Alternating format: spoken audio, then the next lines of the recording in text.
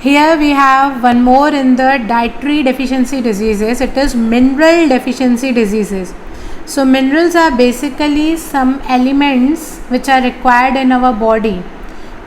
So minerals are needed for growth and development of the body. If these are not there in the diet, we'll suffer from mineral deficiency diseases.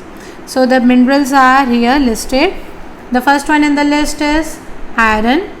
Iron, if it is deficient, it will lead to anemia. Anemia, you might have heard this very often. This is deficiency of hemoglobin in blood. We have studied in circulatory system chapter, that RBCs are having hemoglobin in them. So hemoglobin is containing iron in that. If iron is not there, then we will suffer from anemia because hemoglobin will be deficient in blood. How you can be rich in iron? You need to take spinach, green leafy vegetables like spinach, banana, cereals, egg and jaggery. Jaggery is good. Functions of iron: it will help in the formation of hemoglobin in RBCs. You need to remember, इसको अगर reverse कर दोगे ना, यहाँ की चीज़ यहाँ थोड़ा reverse करके लिखोगे तो डेफिशिएंसी डिजीज़ वाली चीज़ फंक्शन बन सकती है. Then here iodine, next in the list. Iodine, the deficiency of this will cause goiter. Goiter we have studied in endocrine system. This is enlargement of thyroid gland, swelling in neck region. Like here in the picture you can see there is swelling in the neck region. This is goiter. So to maintain proper amount of iodine in our diet, what do we need to take? Iodized salt and seafood. Iodized salt means salt containing iodine in it.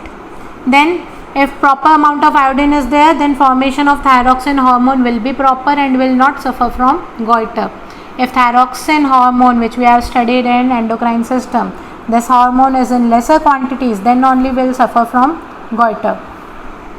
The next mineral is calcium.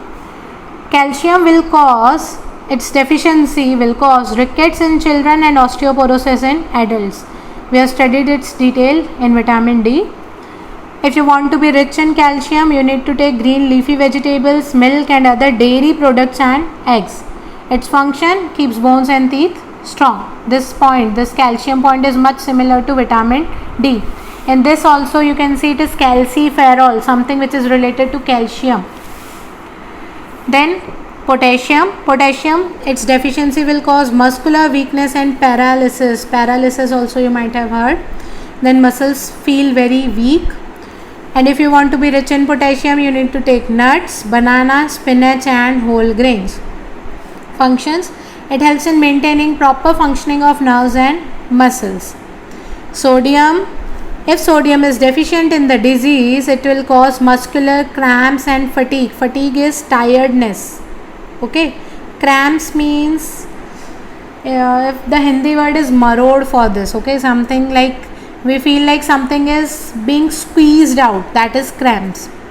The rich source of sodium is table salt and seafood, and it helps in maintaining healthy functioning of nerves. The last in the mineral deficient, or the last in the list of minerals, is sulfur. If sulfur is deficient, it will lead to unhealthy hair and nails. Our nails and hair won't be proper.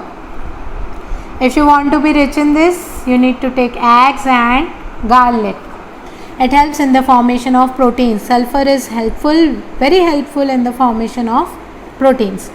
So till here we are done with the dietary deficiency diseases.